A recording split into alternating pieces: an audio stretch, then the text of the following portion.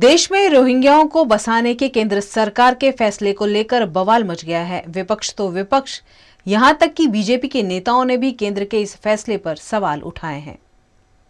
Rohingya को भारत में बसाने के निर्णय पर विवाद उठ खड़ा हुआ है। विपक्ष के नेताओं के साथ साथ भारतीय जनता पार्टी के नेता भी इस पर सवाल उठा रहे हैं। आम आदमी पार्टी ने इस पर कहा कि रोहिंग्याओं को भारत में बसाने वाली बीजेपी ही है।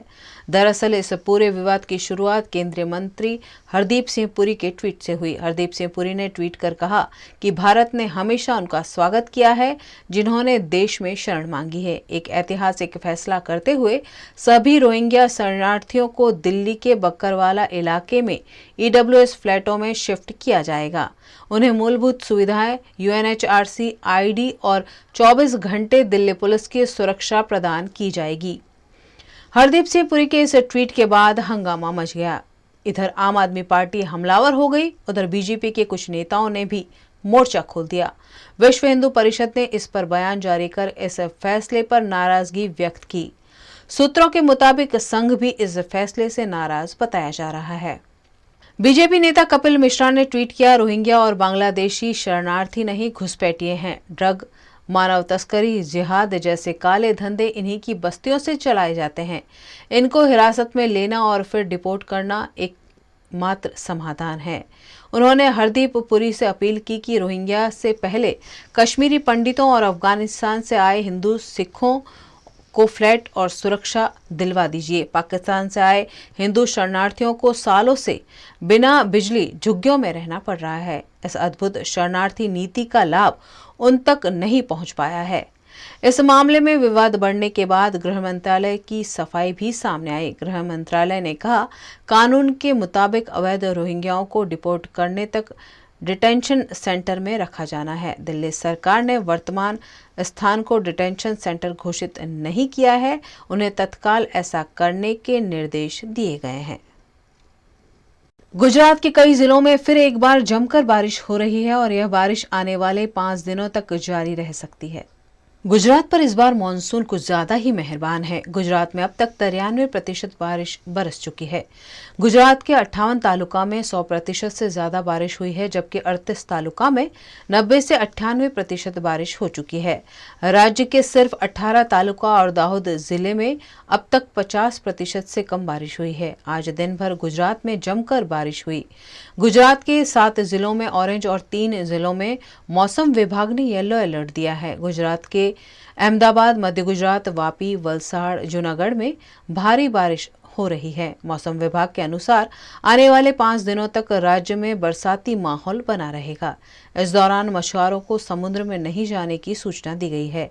आने वाले 24 घंटों में कच्छ, बनासकांठा, पाटन, जामनगर, राजकोट, पोरबंदर और सुरेंद्र नगर में भारी बरसात का अनुमान लगाया गया है। ऊपरी इलाकों में भारी बारिश से छोड़े जा रहे पानी से सरदार सरोवर डैम का जलस्तर लगातार बढ़ रहा है। सरदार सरोवर डैम के 23 दरवाजे 3.25 मीटर खोलकर पानी नर्मदा नदी में छोड़ा जा रहा है, जिससे नर्मदा नदी दोनों किनारों पर बह रही है। भरूच में नर्मदा नदी ने भयावह जलस्तर को पार कर दिया है। शिनोर, चांदोद जैसे नर्मदा किनारे बसने वाले गांव में अलर्ट घोषित कर दिया गया है। कई लोगों को स्थानांतरित करने की नौबत तक आई है। गुजरात के 90% से ज्यादा भरे हुए 78 डैम हाई अलर्ट पर हैं। गुजरात में विधानसभा चुनाव का बिगुल बज चुका है और ऐसे में कांग्रेस पार्टी की संकलन मीटिंग में शिरकत करने वरिष्ठ पर्यवेक्षक राजस्थान के मुख्यमंत्री अशोक गहलोत वडोदरा आए। गुजरात में दिसंबर महीने में विधानसभा के चुनाव होने हैं, जिसकी तैयारियों में सभी राजनीतिक दल जुट गए हैं। गुजरात में विपक्ष की भूमिका निभा रहे कांग्रेस दल ने भी विधानसभा चुनाव की तैयारियां शुरू कर दी है। इसी के तहत मेरा बूथ मेरा गौरव अंतर्गत वडोदरा के सयाजी नगर गृह में संकलन बैठक का आयोजन किया गया, जिसमें हिस्सा लेने के लिए राजस्थान के मुख्यमंत्री और कांग्रेस के वरिष्ठ ऑब्जर्वर अशोक गहलोत वडोदरा आए। वडोदरा एयरपोर्ट पर कांग्रेस के वरिष्ठ नेताओं द्वारा उनका गर्मजोशी से स्वागत किया गया। सयाजी नगर गृह में अशोक गहलोत ने मध्य गुजरात के कांग्रेस कार्यकर्ताओं की संकलन बैठक की और विधानसभा चुनाव के मद्देनजर पार्टी को मजबूती देने पर जोर दिया। इस मौके पर अशोक गहलोत ने पत्रकारों से बातचीत में कहा कि विधानसभा चुनाव में इस बार भाजपा और कांग्रेस की कांटे की टक्कर होगी, जिसमें कांग्रेस की भव्य विजय होगी। कांग्रेस से भारतीय जनता पार्टी में जा रहे लोगों पर भी अशोक गहलोत ने तंज कसते हुए कहा कि जो लोग अपना ईमान बेच देते हैं उनका पार्टी में कोई स्थान नहीं है। अशोक गहलोत ने गुजरात में शराबबंदी, बिल्किस बानो केस, ईडी और सीबीआई के दुरुपयोग जैसे मामलों पर भी अपनी प्रतिक्रिया दी। देखिए, आप देख रहे हो ये हॉल के अंदर जो माहौल है तो मुखी दोनों उससे अंदाज लगा लीजिए कि कांग्रेस बहुत मजबूत है गुजरात के अंदर। ये मुकाबला होने जा रहा है कि बीजेपी और कांग्रेस के बीच होगा मजबूती के साथ में। और 2017 के अंदर आपने देखा होगा जो राहुल गांधी जी आए थे और कैंपेन हुआ था, आप सब गवाह है उसके, आप सबका सहयोग हमें मिला तो हमें मालूम है, इस बात का एहसास भी है। और उस वक्त जो जिस प्रकार से माहौल बना था, इस बार उससे और अधिक अच्छा माहौल बनेगा। गहलोत जी, आप बोल रहे हैं कांग्रेस मजबूत होगी। अभी अभी दो आपके मंत्री है, नेता है जो पूर्व मंत्री है, वो अभी केसरिया उन्होंने केस पहना है, अभी पहना है। देखिए, ऐसे लोगों का, जानने वालों का हम स्वागत करते हैं और आने वाले का भी स्वागत करते हैं। 2017 आने वाले को हमारे को लेते नहीं है पार्टी के अंदर। दिल्ली अगर कोई जाए मान लीजिए, उसका भी स्वागत है।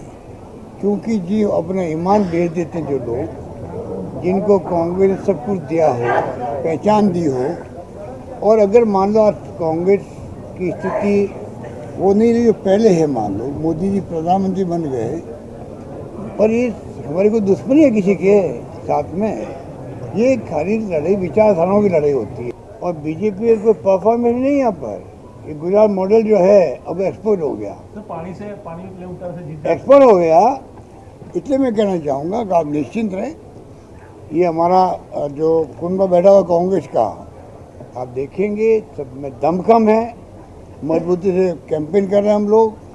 कल मीटिंग थी सूरत के अंदर और राजकोट के अंदर। ये गांधी के प्रदेश में, हम तो आपके पड़ोस के अंदर है गुजरात के, राजस्थान वाले।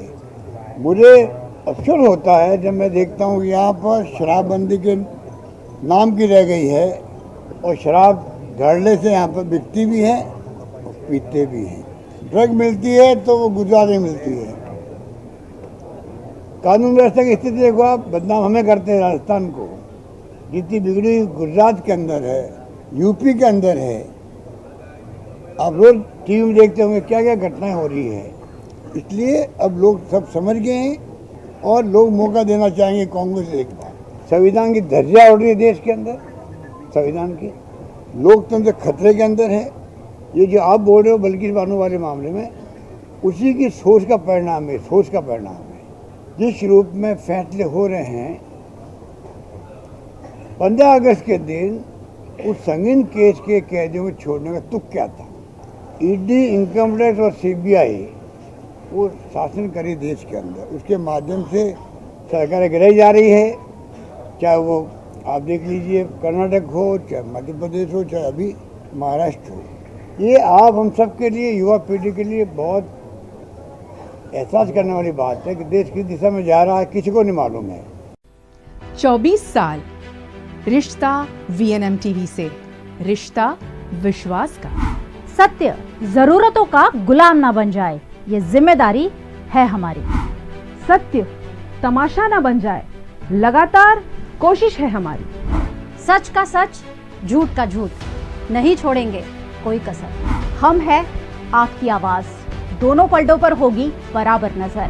बच्चे हैं देश का भविष्य, उनको देंगे नया आकार, नए भारत का होगा सपना साकार। वीएनएम यानी न्यूज, व्यूज और मनोरंजन, दिन भर आपके साथ।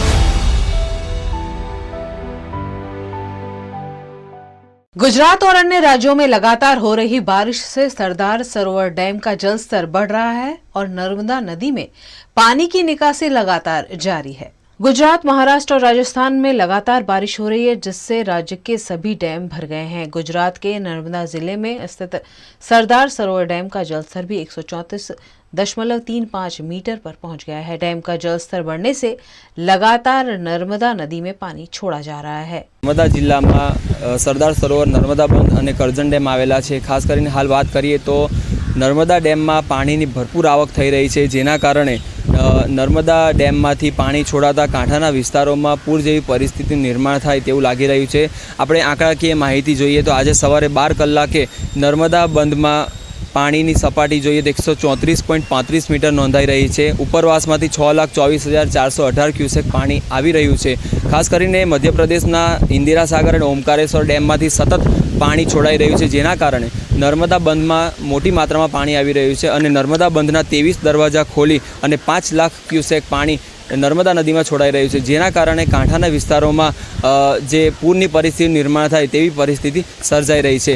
જેના કારણે હાલ જોવા જઈએ તો તંત્ર સજ્જ બન્યું છે અને પૂરની પરિસ્થિતિને પહોંચી વળવા માટે જે પ્રયાસો થઈ રહ્યા છે।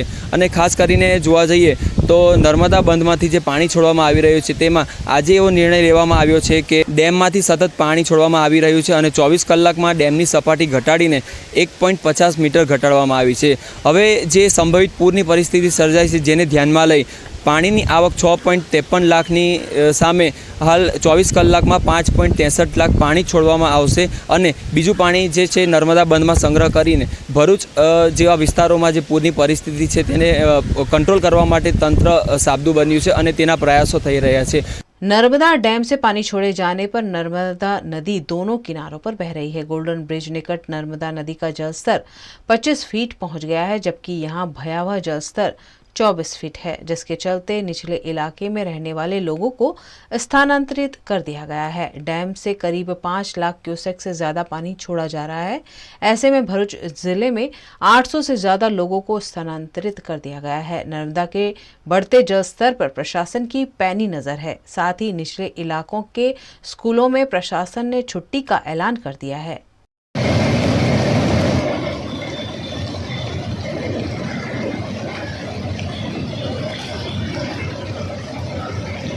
सरदार सरोवर डैम से छोड़े जा रहे 5,45,000 क्यूसेक पानी के चलते डभोई में नर्मदा किनारे रहने वाले 4 गांव के लोगों को अलर्ट कर दिया गया है। सरदार सरोवर डैम के 23 दरवाजे खोलकर 5,45,000 क्यूसेक से ज्यादा पानी छोड़ा जा रहा है, जिससे नर्मदा नदी के जलस्तर में काफी बढ़ोतरी हुई है। ऐसे में डभोई के चांदोद, नंदेरिया, भीमपुरा और करनाली गांव में प्रशासन ने अलर्ट घोषित कर दिया है।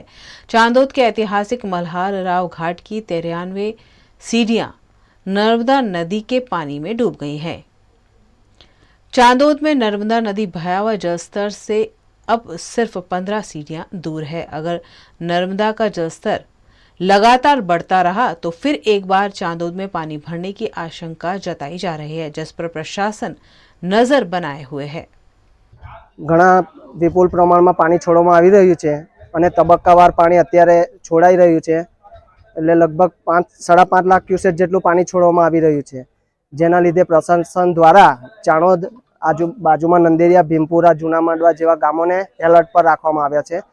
પણ તબક્કાવાર જે પાણી છોડવામાં આવી રહ્યું છે જેના લીધે અત્યારે ગામમાં પાણીનું પૂર થાય એવી કોઈ પરિસ્થિતિ લાગતી નથી। નર્મદા અત્યારે બેઉ કાંઠે વહી રહી છે અને આપણે ઐતિહાસિક મલ્હારાવ ઘાટના 95 પગથિયા જેવું પાણીમાં ગરકાવ થઈ ગયા છે। गुजरात के अरवली जिले में पिछले कुछ दिनों से लगातार धुआंधार बारिश हो रही है, जिससे मोढ़ासा का माजूम डैम ओवरफ्लो हुआ है। वहीं जनजीवन भी प्रभावित हुआ है। गुजरात के अरवली जिले में 2-3 दिन से हो रही लगातार बारिश के चलते सभी नदी नाले उफान पर हैं। मोढ़ासा का माजूम डैम भी ओवरफ्लो हो गया है, जिससे डैम के 2 दरवाजे खोलकर माजूम नदी में 3,600 क्यूसेक पानी छोड़ा गया है। डैम से पानी छोड़े जाने से नदी किनारे रहने वाले लोगों को 3 सायरन बजाकर अलर्ट भी किया गया है। लोगों को नदी किनारे नहीं जाने की सूचना भी प्रशासन द्वारा दी गई है। अरवली जिले के मोड़ासा के जालमपुर में भारी बारिश के चलते 14 लोग पानी के बीच फंस गए, जिसकी जानकारी मिलने पर एसडीआरएफ की टीम ने लोगों को बचाने की कार्यवाही की और पानी के बीच फंसे हुए सभी 14 लोगों का सुरक्षित रेस्क्यू किया गया। अरवली के शामलाजी निकट के शामलपुर में गरीबों की बस्ती है। यहाँ भारी बारिश के चलते लोगों के घरों में पानी भर गया है। नेशनल हाईवे पर भी यहाँ 2-2 फीट जितना पानी भर जाने से आक्रोशित लोगों ने हाईवे पर वाहन रोककर चक्का जाम किया, जिससे हाईवे पर वाहनों की लंबी लंबी कतारें देखने को मिली। अमरपुर अंदर रोड साइडना रस्तो है, पानीनो कोई निकाल नहीं। बहु वरसाद पड़्यो छे सवाરના અને કોઈ રસ્તાનો કોઈ અધિકારી કોઈ અહીં આવી શક્યું નથી। સવારના 6 વાગ્યાથી 9 વાગ્યાની વાત છે। સવારના ભૂખ્યા પેટે પશુ जानवर માણસો બધા ભૂખ્યા છે અને પાણીનો કોઈ નિકાલ નથી। પાણીનો ઘર કામ છે, ડ્રેસન બરોબર પાણી છે। અમારે જવું કે પાણીનો નિકાલ કરે તો અમને કોઈ ખબર પડે।